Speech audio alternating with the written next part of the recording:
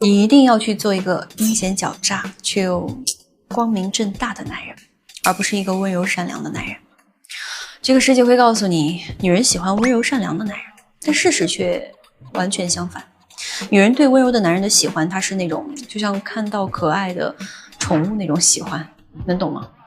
心情好的时候摸摸头，心情不好的时候一脚就踢开。而真正能够让人信任、顺从，甚至是臣服的男人，他们一定是阴险狡诈的，因为他能看透人性所有的阴暗丑陋，但是他却又能够光明正大的去用人性去征服对方。这是一种类似于帝王之术的这个能力。放在古代呢，只有皇帝家的这个嫡子才有资格去接触。拆解下来呢，其实就只有5个字儿：史、经、政、君、哲。分别对应了时间、利益、权力、力量、人性。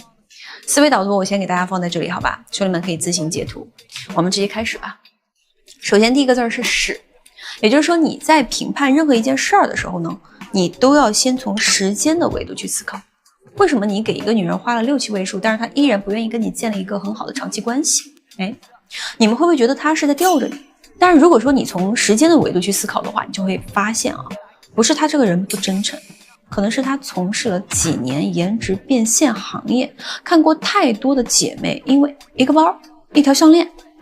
或者说就被某个大肚子的这个建材王总给骗了，既没有清白了，也没有尊严了。所以对他来说，就是那种只给他 money 的男人，天生就是带着一种令人怀疑的感觉。也可能是他小时候他的家庭比较拮据。他爸妈为了给亲戚随礼这些就多随了200块，就大吵了一整个晚上。所以在他的印象里面呢，有钱了，感情也就自然能够避免这些争吵了。当然同时他又会对 money 会有严重的心理阴影，因为他爸妈的所有的争吵都是因为 money， 而这种矛盾的心理就会让他既渴求你的付出，又不敢把自己彻底的托付。那这个时候你就可以跟他说什么，在我这里你可以放松一点，我不介意你对我有所图，你可以大大方方的告诉我你想得到什么，我能给你的不仅仅是物质，只要你能给我足够的信心，我就能够满足你所有的野心。你要让他知道，在你面前呢，他可以跟一个小女孩一样，你给到他的就不能是单纯的物质，而是类似于父爱般的包容，那么他就会心安理得的对你信任，然后依赖。OK， 接下来我们讲到第2个字就是精，只要是人就一定有贪嗔痴，对不对？那他就一定会渴求利益这是人性你不用不承认你看不到那些利益的流动，那你就只能是成为那个被人筛选的。我给你们举个例子吧，现在你公司有一个项目，然后你做了份十全十美的方案，只要公司按照你的方案走，100%是能赚钱的。但为什么你把方案递交上去之后，领导他不支持，他反而会支持另外一个同事呢？而且那个同事他的方案看起来有很多漏洞的不是因为这个领导他抽不了别人的华子，喝不了别人的茅台，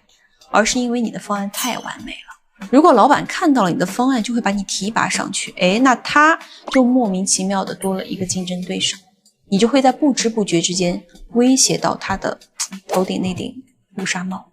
你的能力越强，他坐的那个板凳就会越扎他的屁股，所以他就一定会否认你，甚至会在之后的一段时间还会去针对你，打压你。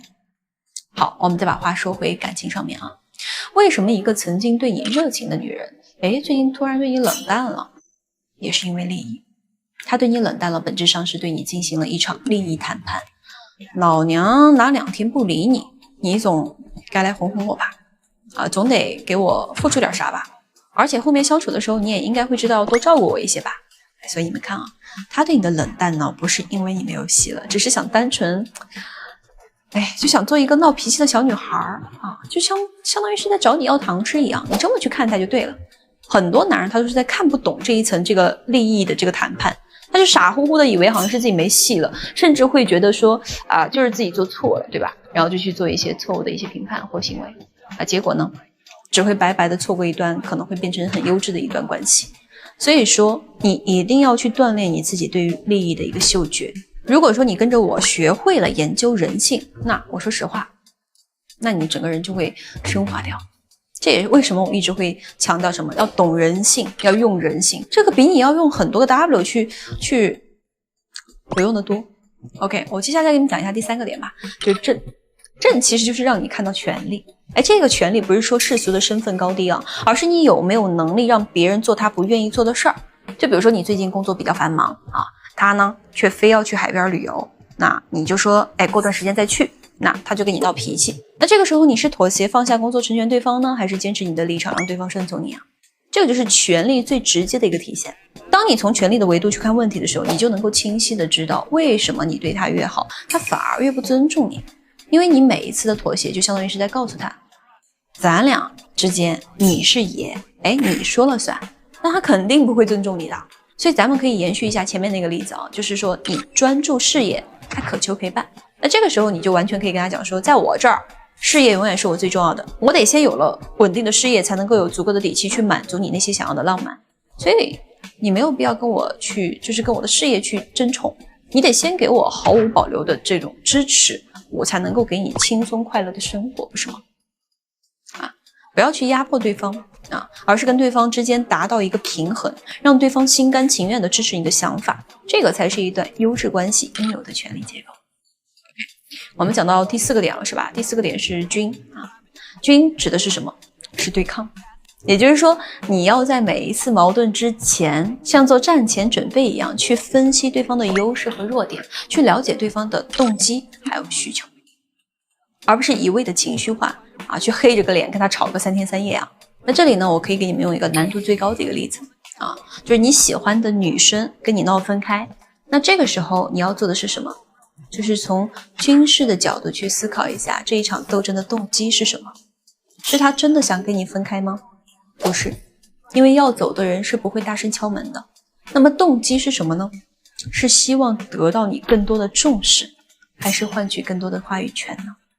你把这个动机抓住了，那你就能够从对方这个最薄弱的地方去切入，对不对？从而拿到你想要的战果了呀。不过这个第4个点呢，我不会告诉你们到底该说什么话，该做什么事儿，因为分手这个事情，它是就跟踩在悬崖边上是一样的，一步错就是深渊。所以我没有了解到你们个人的具体情况之前，我觉得我不能够给到你们话术，我不希望耽误了各位，毕竟它是一个全方位的分析，包括你们俩的个人情况的那遇到这种类似的问题呢，我建议你们也可以试着找一个专业的人。 OK， 我们到了最后一个字了，叫做折。折是什么意思呢？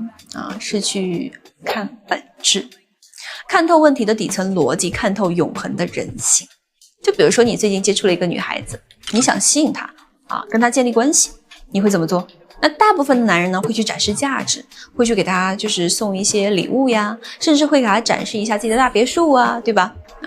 还会跟别人讲什么我手底下有多少号人，还会有什么我以前跟马云吃过饭。你们觉得这些能够吸引到他，但确实能，但是